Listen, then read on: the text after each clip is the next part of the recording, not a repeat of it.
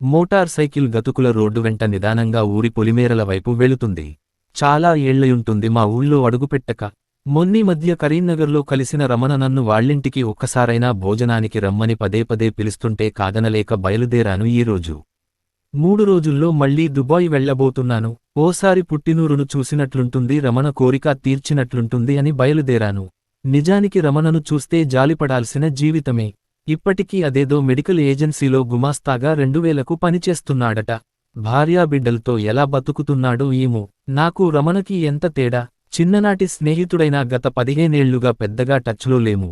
చదువులో ఇద్దరమూ వెనుకబడినా, కనీసం హైస్కూల్ చదువు కూడా ఇద్దరమూ పూర్తి చేయకపోయినా అతనితో పోలిస్తే నేనెంత మెరుగు. నేనీ మాత్రం స్థితిమంతుణ్ణి కాగలిగానంటే ఇప్పటికి 3 సార్లు దుబాయ్ వెళ్ళిరావడమే కారణం.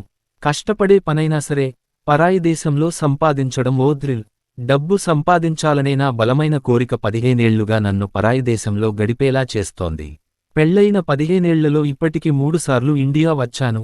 రాధతో పెళ్లయ్యాక నెల రోజులకి దుబాయ్లో అడుగుపెట్టానంటే 5 ఏళ్లకోసారి చొప్పున 3 సార్లే ఇండియా వచ్చింది. వచ్చిన ప్రతిసారీ 1-2 నెల్లుండి తిరిగి దుబాయ్ ఫ్లైట్ ఎక్కడమే. పిల్లలు రాజేష్, నరేష్లు కూడా నేను దుబాయ్లో ఉండగానే పుట్టారు. నా ప్రమేయం లేకుండానే పెరిగారు.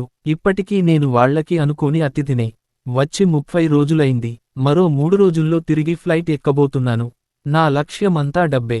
ఎవరికీ తీసిపోనంతగా సంపాదించాలి. హాయిగా ఎంజాయ్ చేయాలి. పిల్లల పెంపకంలో రాధ చాలా కష్టపడుతుంది. కష్టమంటే అదేమంత కష్టమైంది కాదులే. అన్ని అవసరాలకు సరిపడా డబ్బు పంపిస్తూనే ఉంటాను. పోయిన దఫా వచ్చినప్పుడే 10 లక్షలతో ఓ మోస్తరు బిల్డింగ్ కొనిచ్చి వెస్లాను. 2 పిల్లలకి చెరో సెల్ ఫోన్తో సహా.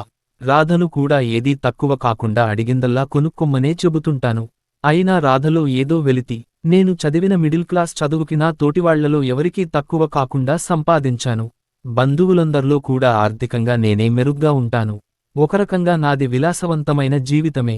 కాకపోతే చిన్ననాడు నాతో కలిసి చదువుకున్న వాళ్లలో ఉద్యోగం చేస్తున్న వాళ్లు కూడా ఈరోజు కష్టపరిస్థితుల్లో బతుకుతున్నారన్నది నాకు తెలియంది కాదు. నేను దుబాయ్ నుండి వచ్చిన సందర్భంగా మొన్నీ మధ్య టీచరుగా పనిచేస్తున్న శంకరం భోజనానికి పిలిచాడు. 8వ క్లాసు వరకు అతను నాతో పాటు చదువుకున్నవాడే. కాకపోతే నేను అంతటితో చాలించాను. శంకరం కొసెల్లా చదివేశాడు. దాంతో పంతులయ్యాడు. అయితే మాత్రం భోజనానికెళ్లిన రోజు గమనించానుగా. ఇంకా అద్దెకొంపలో ఉండే ఉద్యోగం చేసుకుంటున్నాడు. భార్య మెడలో ఏమంత బంగారం లేదు. నా ఇంట్లో ఉన్న వస్తువుల్లో సగం కూడా లేవు.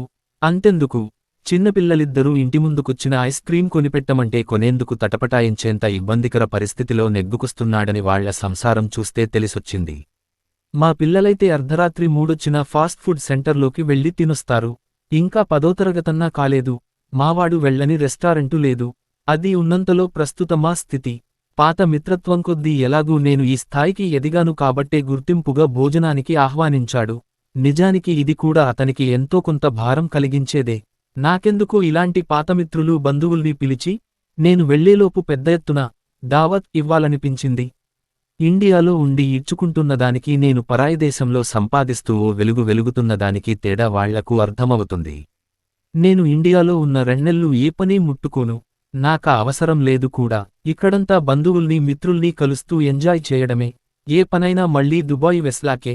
రాయల్ లైఫ్ మెయింటెయిన్ చేయడమే ఇక్కడ.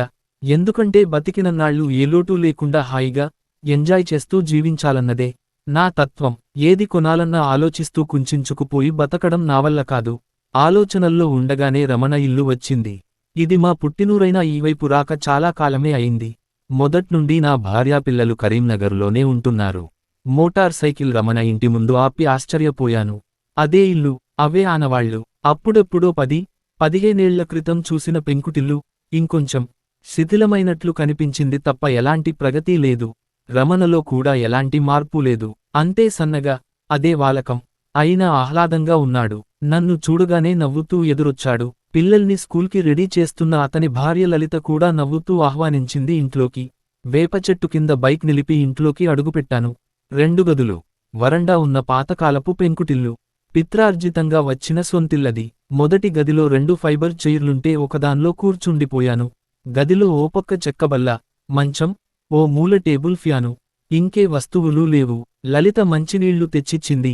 పిల్లలు మంచిగున్నారా అన్నయ్యా అంటూ. వాళ్లకేంది, బాగానే ఉన్నారు అన్నాను. రమణకు 2 పిల్లలు, ఒకమ్మాయి, ఒకబ్బాయి స్కూలు బ్యాగులు సర్దుకుంటూనే నమస్తే అంకుల్ అన్నారు. నాకు ముచ్చటేసింది. నాకు 2 మగపిల్లలు. రాకడేగాని పోకడలేదు. ఏమోయ్ చదువు మంచిగా సాగుతుందా? ఏం చదువుతున్నారేంటి అన్నాను. అన్నయ్య 10, నేనేమో 7 అంది రమణ కూతురు బ్యాగు భుజాన వేసుకుంటూ. ఏ స్కూల్లో వేశావేంటి అన్నాను రమణతో. ఇంకే స్కూల్లో వేస్తాను. మొదట్నుండి ఊళ్ళో ఉన్న సర్కారు బడికే వెళ్తున్నారు. స్కూల్లో మధ్యాహ్న భోజనం పెడతారు. అక్కడే తింటారు. సాయంత్రం ఇంటికొస్తారు. నేను కళ్ళు చిట్లించాను. సర్కారు బడి. ఇంకా ఈ రోజుల్లో సర్కారు బడికి తెలుగు మీడియం చదువులు. ఊళ్ళో 2 ప్రైవేటు బడులున్న వాటిలోకి పంపే స్తోమత ఎక్కడిది రమణకు? అతడిది 2000 సంపాదన. భార్య బీడీలు చుడుతుంది. మీ పిల్లలు అదేదో పెద్ద స్కూల్లో ఇంగ్లీషు మీడియం చదువుతున్నారట కదా అన్నయ్య. అదృష్టవంతులు బాగా అంది లలిత. చేతిలో ఓ పెద్ద గ్లాసు నిండా టీ తీసుకుచ్చింది. అదృష్టవంతులే. పెద్ద పేరున్న స్కూలు. ఫీజులు కూడా వేలకు వేలు కట్టున్నా. నాన్న, పరీక్ష ఫీజు కట్టాలి. 100 రూపాయలు. కొడుకు గుర్తు చేశాడు రమణకు. రమణ కొడుకు భుజంమీద చేయివేసి చెప్పాడు. నేను రేపు స్కూలుకొచ్చి కట్టాలే. వాడు తలూపుతూ కదిలాడు. నాకు ఇంగ్లీషు నోట్బుక్ తేవడం మర్చిపోవద్దు ముద్దుగా అడుగుతోంది కూతురు. సరే సరే. వాళ్ల ఆప్యాయత చూస్తుంటే నేనే ఏదో కోల్పోతున్నట్లనిపించింది. వెళ్ళొస్తామంకుల్. బై. రమణ కూతురు వెళ్లబోతూ నా దగ్గరగా వచ్చి చిన్నగా చెప్పింది. మా అన్నయ్య ఎప్పుడూ క్లాస్ ఫస్టే. నేను మా క్లాస్లో సెకండ్. ఈసారి నేను కూడా క్లాస్ ఫస్ట్ రావాలని కష్టపడి చదువుతున్నాను తెలుసా? నేను ఏం చెప్పాలా అని ఆలోచిస్తుండగానే బాయ్ అంకుల్ అంటూ కదిలిపోయింది. నాకు ఆశ్చర్యం వేసింది. ఎంత వినయం పిల్లల్లో. 2 బ్యాగులు భుజాన వేసుకుని పెళ్లికి వెళ్తున్నంత సంతోషంగా వెళ్తున్నారు స్కూలుకు. నాకెందుకో ఈర్ష్య కలిగింది. పిల్లలు బడికెళ్లడంలో ఏ సతాయింపు ఉండదనుకుంటా అన్నాను అసంకల్పితంగా. ఈసారి లలిత ఆశ్చర్యపోయింది. అదేందన్నయ్యా అట్లా అంటారు? మీ పిల్లలుగాని సతాయిస్తారా ఏం అంది. ఏమని చెప్పాలి? వేలకు వేలు ఫీజులు కట్టి కార్పొరేట్ స్కూల్లో చదివిస్తూ అడిగిందల్లా కొనిస్తూ అవసరానికి మించినవన్నీ సమకూరుస్తున్నా ఏనాడూ సరిగా స్కూలుకు వెళ్లరని తెలుసు. 2 దొంగలే. టీచర్స్ నుండి ఎప్పుడూ కంప్లైంట్సే. చదివేది కూడా ఏమీ లేదు. అంత పెద్ద స్కూలైనా ఎప్పుడూ పాస్ మార్కులు వచ్చిందిలేదు. ఇదంతా ఒకెత్తైతే వినయం, విధేయతలు, క్రమశిక్షణ అనేవి మచ్చుకైనా లేవు. అంతెందుకు, తల్లిదండ్రుల పట్ల కూడా భయం, భక్తి, గౌరవం ఏ కోశానా లేవు. పైగా మితిమీరిన పొగరు. వాళ్లెలా దారికొస్తారో తెలియడంలేదు. స్నేహితుడి పిల్లల వినయం, అణకువ, చదువుపట్ల శ్రద్ధ చూశాక మనసులో ఆక్రోశం పెల్లుబికింది.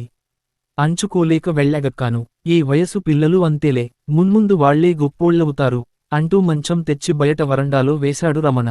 బయట కూర్చొని ఆ మాట ఈ మాట మాట్లాడేలోపు వంట పూర్తి చేసింది లలిత. ఇంటి వెనక పెరట్లో కాసిన లేతవంకాయ కూరతో చారు కలుపుకుని రమణతో కలిసి చేసిన భోజనం చాలా సంతృప్తినిచ్చింది. భోజనం అయ్యాక వరండాలోనే కాస్త నడుం వాల్చాం. 2 గంటల తర్వాత లేచి వెస్తానంటే ససేమిరా అన్నారిద్దరూ. పిల్లల్తో కలిసి సాయంత్రం భోజనం చేస్తేనే అసలైన భోజనమంటాడు రమణ. అదయ్యాక రాత్రి ఉండి పొద్దున్నే వెస్లాలని పట్టుబట్టింది లలిత. వాళ్ల అన్యోన్యమే వింతగా అనిపిస్తుంటే చేసేది లేక ఉండిపోయాను. రాత్రి భోజనానికి ఏమేం సరుకులు తేవాలో భర్తకు లిస్టు చెప్పింది లలిత. నేనొక్కణ్ణి ఏం చేస్తానని రమణతో కలిసి బయలుదేరాను మార్కెట్కు. దార్లో రమణతో కబుర్లు వింత అనుభూతిని మిగిల్చాయి. పిల్లలు కుటుంబంతో తన అనుబంధాన్ని వివరిస్తుంటే నాలో ఏదో తెలియని వెలితి. సాయంత్రం స్కూలు నుండి పిల్లలొచ్చారు. రాగానే కాసేపు నాతో స్కూలు కబుర్లు చెప్పారు. ఆ తర్వాత బుద్ధిగా కూర్చొని హోంవర్కు చేసుకున్నారు ఎవరూ చెప్పాల్సిన అవసరం లేకుండానే.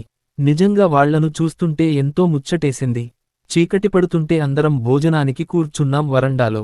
మాంసాహారంతో భోజనం. చాలా కష్టంగా వెళ్లదీసుకొస్తున్న కుటుంబమైన భోజనం ఏర్పాట్లు మాత్రం సంతృప్తిగా చేశారు. భార్యా పిల్లలతో కబుర్లు చెబుతూ లలిత కొసరికొసరి వడ్డిస్తుంటే నాతో కలిసి భోజనం చేస్తున్న రమణ ముఖంలోని సంతృప్తిని చూస్తుంటే నాలో ఏదో అసంతృప్తి. ఎన్నో అనుభూతుల్ని మిగులుస్తూ భోజన కార్యక్రమం పూర్తయింది. కావాలని ఆ రాత్రి బయట వరండాలో మంచం వేయించుకొని పడుకున్నాను.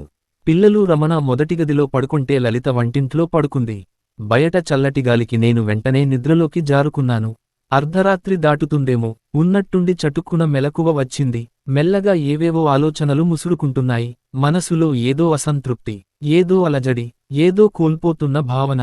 అన్నీ ఉన్నా ఏమీలేనివాడి ఫీలింగ్. ఎక్కడో వెలితి, ఏదో లోటు. మరో 2 రోజుల్లో ప్రయాణం. ఎన్నాళ్ళీ పరుగు, ఎందాకీ పరుగు, ఎవరికొరకీ పరుగు, నేనేం చేయాలి, అసలు నాకేం కావాలి? అసంతృప్తి, అలజడులతో నిద్ర ఎప్పుడో దూరంగా పారిపోయింది. అసహనంతో పొర్లుతూ ఎంతసేపు గడిచిందో తెలియదు.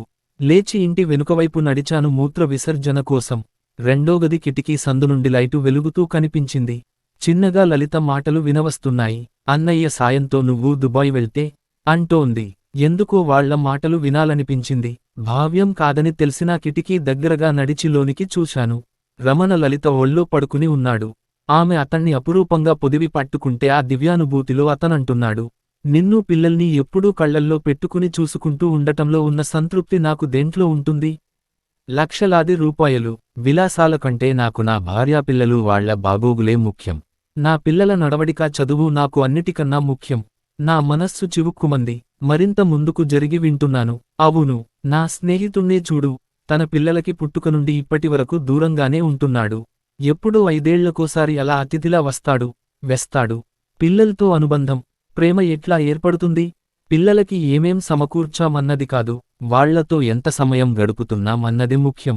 అదీగాక పిల్లలకు అవసరానికి మించి విలాసాలు కల్పించి, తండ్రి దగ్గరుండి నియంత్రించే అవకాశం లేకపోతే ఖచ్చితంగా అదుపు తప్పుతారు. అలాంటి వాళ్లకు మంచి మర్యాద పద్ధతులు జీవితమూ దాని విలువ ఏం తెలుస్తాయి? కుటుంబానికి దూరంగా ఉండి లక్షలు సంపాదించినా, ఇక్కడ భార్యా పిల్లలతో కోల్పోయేది అంతకు 10 రెట్లు ఎక్కువ. నేనది కోల్పోనందుకు చాలా సంతోషంగానే ఉన్నాను అంటూ లలిత మొహాన్ని తన మొహం పైకి లాక్కున్నాడు. నేను చటుక్కున కిటికీ దగ్గర్నుంచి పక్కకి జరిగాను. వచ్చి మంచం మీద కూర్చున్న రమణ మాటలే చెవిలో మారుమోగుతున్నాయి. ఏవేవో ఆలోచనలు. కాసేపటికి నా మనసు పొరలపై కమ్ముకున్న మంచు విడిపోతున్నట్లనిపించింది. నెమ్మదిగా సందిగ్ధత తొలగిపోతూ రేపటి వెలుగుకు ఒక స్పష్టత ఏర్పడుతుంటే, మిగిలిన జీవితానికైనా అసలైన అర్థం దొరికినట్లనిపించింది.